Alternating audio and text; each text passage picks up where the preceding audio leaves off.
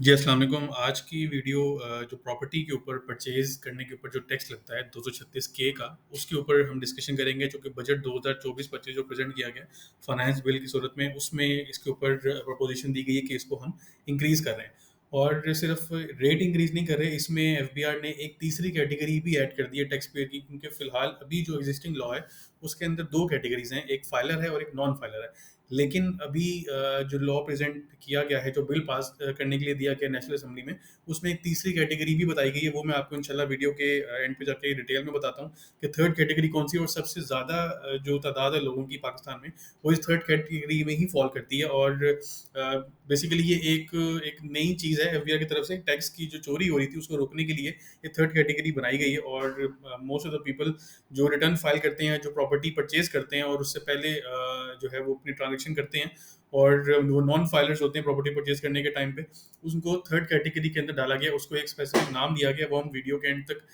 Discuss करेंगे। आप video को कंप्लीट देखिएगा ताकि सारा कॉन्सेप्ट आपको क्लियर हो जाए। अच्छा, सबसे पहले हम एग्जिस्टिंग लॉ देखते हैं कि एग्जिस्टिंग लॉ क्या चल रहा है प्रॉपर्टी परचेज करने के ऊपर।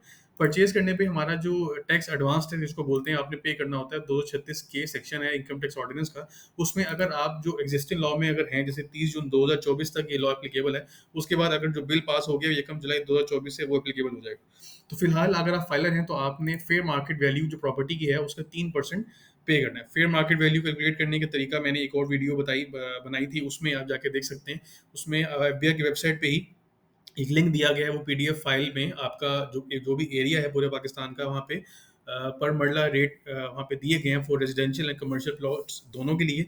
वहाँ से जाके अपने जो भी आपका एरिया उसके अकॉर्डिंगली आप अपनी मार्केट वैल्यू कैलकुलेट कर सकते हैं, और आपका जो भी टैक्स है वो आप खुद से निकाल सकते हैं। अगर आप फाइलर हैं तो आपने 3% टैक्स जमा कराना है फेयर मार्केट वैल्यू का, और अगर आप नॉन फाइलर हैं तो आपने 10.5% टैक्स जमा करवाना है नॉन फाइलर का। ये है एग्जिस्टिंग लॉ जो अभी पाकिस्तान में एप्लीकेबल है एट दिस टाइम। जो नया बिल पास किया गया है फॉर नेक्स्ट टैक्स ईयर, उसके अंदर अब 3 कैटेगरीज हैं। पहली 2 कैटेगरीज तो सेम है, 236 के सेक्शन है, उसमें अब पहली कैटेगरी फाइलर, उसमें अब स्लैब रेट्स आ गए हैं।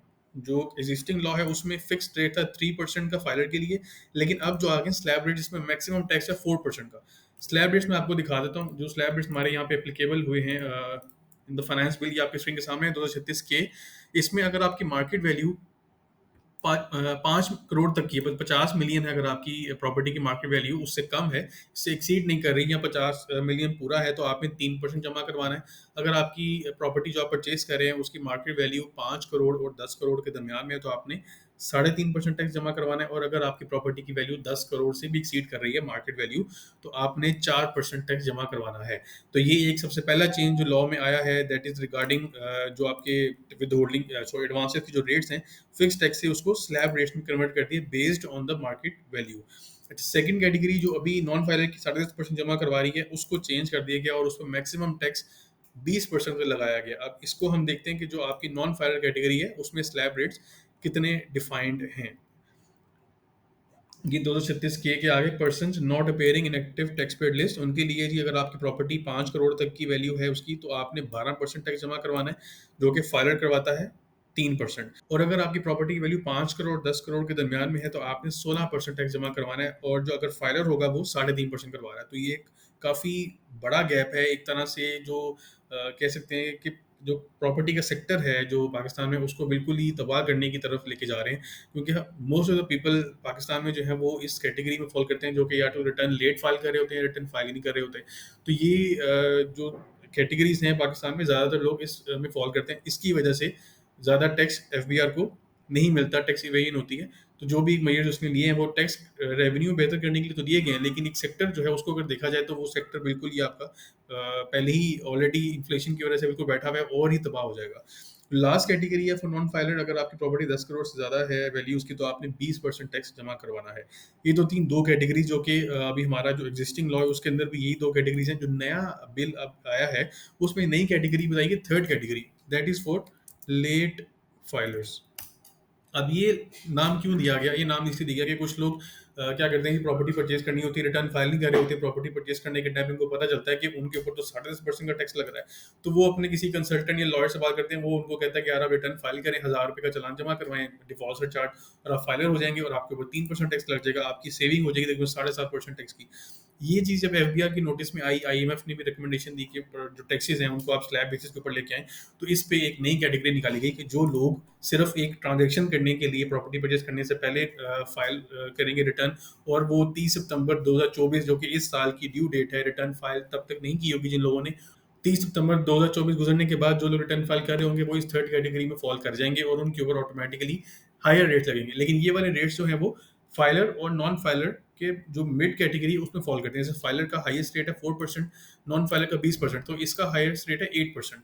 अब इसके ऊपर भी स्लैब रेट्स हैं जो कि आपकी कैटेगरी है फॉर लेट रिटर्न फाइलर। देखिए, rate of reduction or collection of tax on persons who are appearing on active taxpayer list but have not filed return by the due date. Due date तक आपने return file नहीं की और आपने transaction किया, उन लोगों से किस रेट पर टैक्स कलेक्ट किया जाएगा। 236 के का जो टैक्स है जिन लोगों से कलेक्ट किया जाएगा वो इस टेबल में नीचे आ रहा है जी, कि अगर आपकी प्रॉपर्टी 5 करोड़ तक की है तो आपने फिर 6% टैक्स जमा करवाना। फाइलर के लिए 3 था, नॉन फाइलर के लिए यह था 12, और आप लेट फाइलर के लिए हो गया 6%।